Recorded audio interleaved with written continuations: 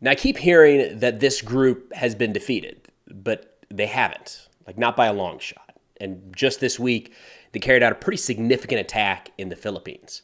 So on December 3rd, Islamic State East Asia Province, ISEAP, claimed responsibility for a bombing during a Catholic mass service at Mindanao State University. The strike killed 4 people and wounded more than 50. A spokesperson for ISEAP issued a statement saying that they were responsible for the attacks that killed and wounded a number of infidel Christians. Now, it was not a suicide attack, so the 2 perpetrators are believed to be behind this are at large. The Philippines did release these 2 pictures who they think are behind the attack. They say it was a bomb activated via a cell phone, and as of this report, there's a manhunt currently underway. Terrorist violence in the region has generally been on a downward trend since at least 2017, and there was an article that hit on this in the New Lines Institute published in June of 2022, so a little over a year ago, titled Reassessing the Extremist Threat in Southeast Asia. In that piece, the author says, quote, "However, the capabilities of the Islamic State generally have been overstated. The success of the group's global ambitions is heavily dependent on its capacity to exploit security vacuums precipitated by local grievances."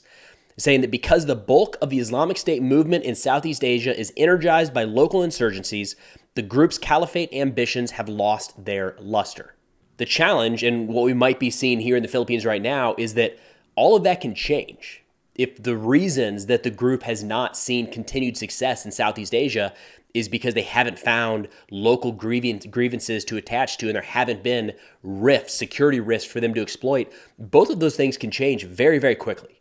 You know, a change in government, a change in policy with how some of these organizations are treated, and all of a sudden there's an opening for Islamic State or other groups, and that might be what we're seeing right now. Now, as a little background here, the Philippine government recently formed what they're calling Task Force Marawi, which is a joint effort between police, military, and interestingly enough, prison security in an effort to try to combat terrorism in the region. And that group, that task force, has actually been relatively successful in recent months. I mean, they've claimed responsibility for having killed a handful of terrorist leaders in the region, including Abu Zakaria, the alleged ISEAP emir or leader of that organization, as well as the leaders or key figures in some subgroups, including Abu Shams, as well as Mundi Sawajdan. But real quick, a thank you to the sponsor of today's video, Go Dark Bags. I got a couple of these, one for the cell phone, another for the laptop. They come in all shapes and sizes. I'll open this one up so you can see the inside. So all of these Go Dark bags, nice and padded in there, not bad. They come with 2 layers of this RF shielding material to help protect your digital devices from data theft, unauthorized access, or location tracking. Look, these exact bags are the ones used by DOD, DHS, FBI, State Department, and more federal agencies. So I know Christmas is coming up right around the corner. If you're looking for gifts for somebody, friends or family, whether they're carrying around state secrets or not, check out Go Dark Bags, and thank you to Go Dark for sponsoring this video. Now, most of the terrorist activity in the Philippines is centered around a region known as the Bangsamoro Autonomous Region of Muslim Mindanao, or BARMM, which is a predominantly Muslim region in this majority Catholic country, that is the Philippines.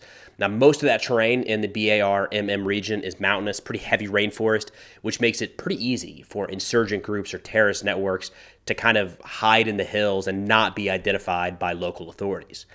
Now, the Moro Muslims in that region there have waged a handful of insurgencies for quite a while. It's nothing new.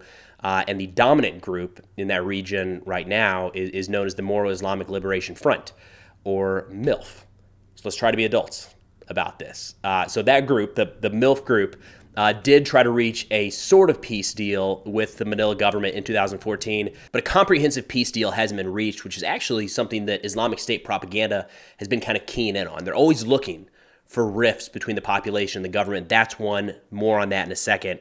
Now, if we go back to 2017, it was kind of the high point of Islamic State activity in Southeast Asia. There was something called the Marawi Siege, in which 1,000 Islamic State operatives attacked and occupied the city of Marawi in the BARMM region for 5 months in 2017 with the hopes of establishing a caliphate. Eventually, Philippine security forces launched a full-on assault against this region, which killed thousands of people, displaced tens of thousands more, and eventually were able to defeat and recapture this territory from Islamic State. And really, since then, most governments in the region have had a pretty good lid on Islamic State activity. There have still been attacks, but between Indonesia, Malaysia, and the Philippines, they've overall been relatively successful at minimizing the influence these terror organizations have. But recently, we've started to see a pretty significant increase in IS EAP propaganda, which mostly is focused on kind of calling out and taking advantage of local grievances in the region. Interestingly enough, one of the major ones here is that the resettlement and the redevelopment of Marawi, which Islamic State took over to try to establish that caliphate in 2017, that process of the government kind of moving citizens back into that area has been delayed and hasn't really taken place quite yet. Islamic State is pointing to that, telling the people, hey, the government doesn't care about you. We will. We can be here. Give us another shot.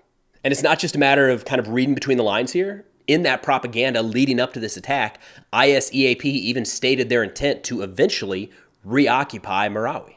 Look, the 4 people killed and 50 wounded is certainly tragic and an awful event for the families and the loved ones of those that were lost. But I can understand how people from around the world would look at this and say, what does a small terrorist attack, all things considered, in the Philippines have to do with us in the United States, in Europe, in anywhere else around the world? And the focus here needs to be on the resilience of these groups. Right? I don't know how many times you've heard in the past, probably 10 years at this point, that Islamic State has been defeated or significantly diminished in terms of their capabilities. But here they are in 2023 carrying out very violent attacks in multiple places all around the world. And one of the things we can expect here is all of these groups do leverage local issues. It's one of the ways Islamic State was able to rise to power, and one of their advantages, having these multiple branches all around the world that can kind of have a little bit of local flair and tie into what that population is actually interested in. But there's an overarching theme throughout all of this where most of these groups, Islamic State included, are going to latch onto global events to help drive recruitment and activity. And as an example, even sticking with this region, the 2002 Bali bombings, which are the most high-profile terrorist attack in Southeast Asia, were done as a response to the U.S. invasion of Afghanistan. So what else is happening right now that could potentially drive recruitment, could potentially drive folks to be interested in joining these organizations and carrying out terrorist attacks at home or abroad? The war in Gaza, right? And Islamic State is no different. They're continuing to leverage everything that happens in Gaza to try to pull more people into their ranks, distribute their message, and conduct attacks anywhere around the world. But that's all I got for now. Thank you to Uday Bakhshi for his help compiling some of the research for this video. You can find more of Uday's work in the link in the description below. But thanks for watching. I'll see y'all next time.